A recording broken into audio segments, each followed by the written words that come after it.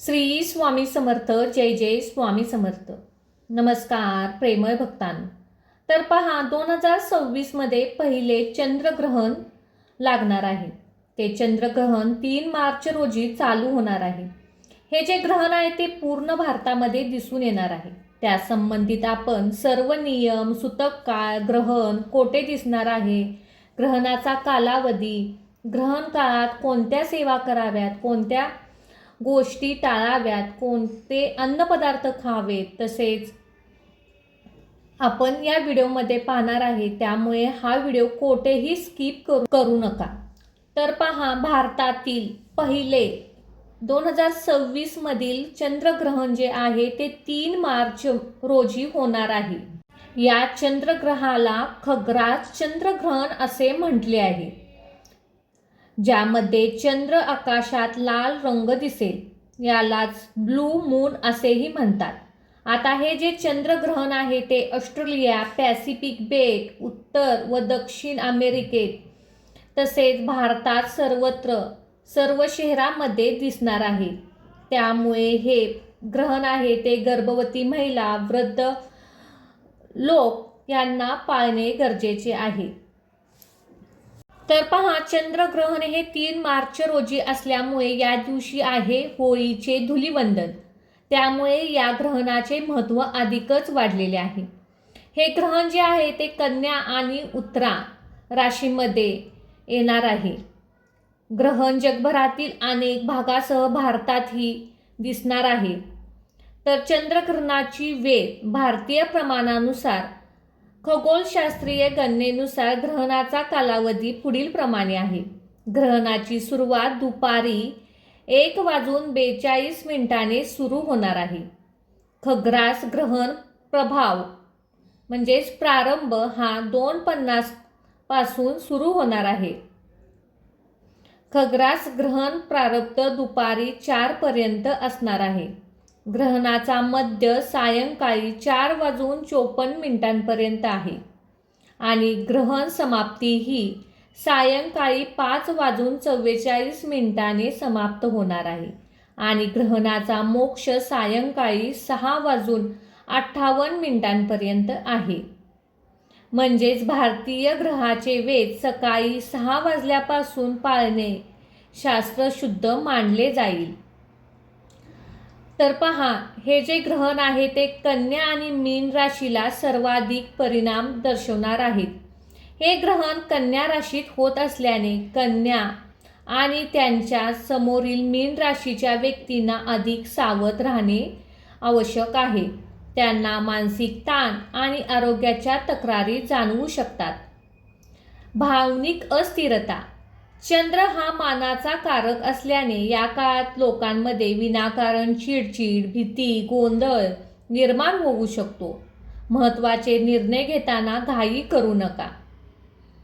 होळीच्या दिवशी ग्रहण असल्याने रंग खेळताना, सण साजरे करताना सावधगिरी बाळगणे गरजेचे आहे.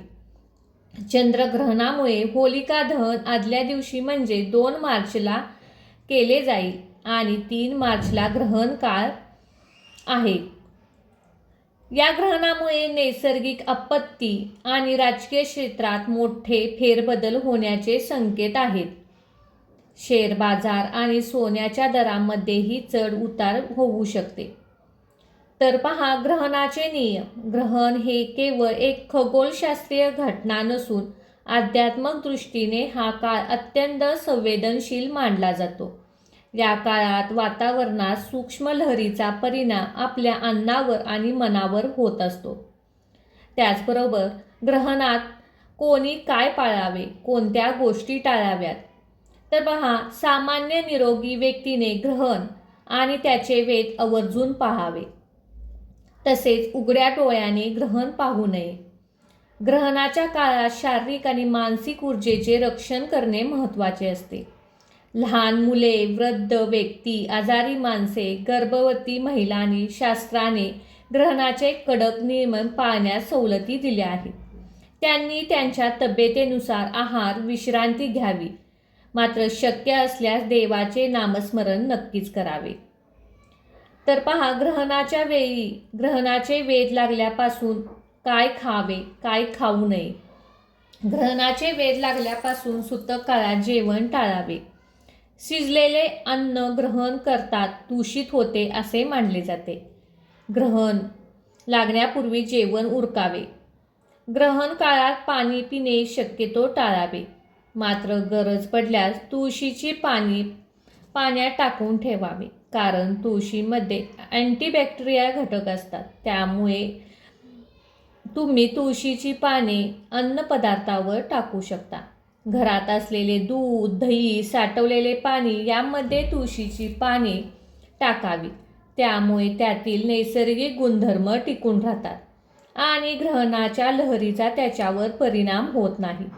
ग्रहण सुटल्यानंतर स्नान करून ताजे शिजवलेले अन्न उत्तम मानले जाते. ग्रहण काळात काय टाळावे? वर्ज्य गोष्टी. ग्रहण सुरू असताना झोपणे शक्यतो टाळावे. ग्रहण काळात गरोदर महिलांनी भाजी चिरणे, कपडे कापणे, शिवणकाम करणे अशुभ मानले जाते.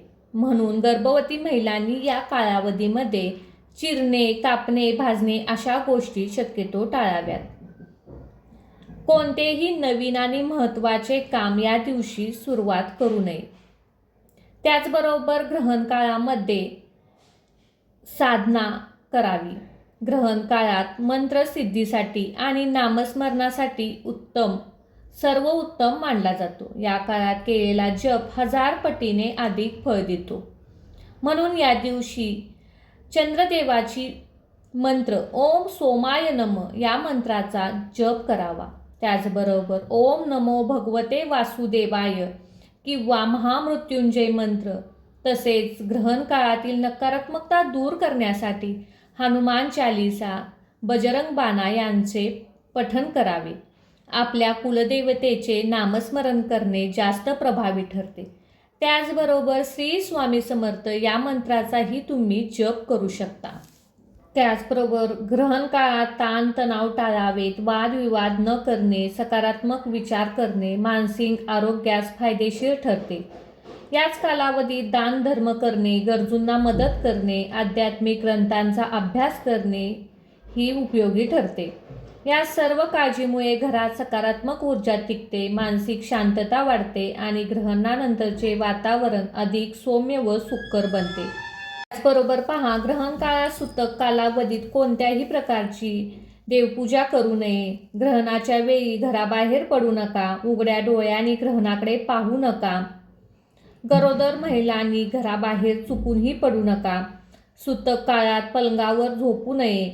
त्याचबरोबर तुम्ही टीव्ही पाहू शकता, पण थोड्याच वेळासाठी. गरोदर महिलांनी आवर्जून एक गोष्ट करायची आहे, ती म्हणजे या कालावधीमध्ये भाज्या चिरणे, कापणे, शिवणे या गोष्टी शक्यतो जितक्या होईल तितक्या टाळाव्यात, कारण त्याचा परिणाम आपल्या बाळावरती होतो. जर तुमच्या महिने भरत आले असतील किंवा डिलिव्हरीचा कालावधी जवळ आला असेल तर या गोष्टी पाळल्या नाहीत तरी चालतात, कारण तुमच्या मोठ्या सोनोग्राफी झालेल्या असतात. त्या जर काही शंका असेल तर त्यांनी डॉक्टरांनी तुम्हाला सांगितली असती. पण शेवटच्या कालावधीमध्ये जर तुमच्या ग्रहण असेल तर हे ग्रहण पाळले नाही तरीही चालते. अशा प्रकारे हे 3 मार्चचे चंद्रग्रहण मोठे चंद्रग्रहण आहे. वर्षातील पहिले चंद्रग्रहण आहे. त्यामुळे शक्य होईल तितके हे ग्रहण पाळावे.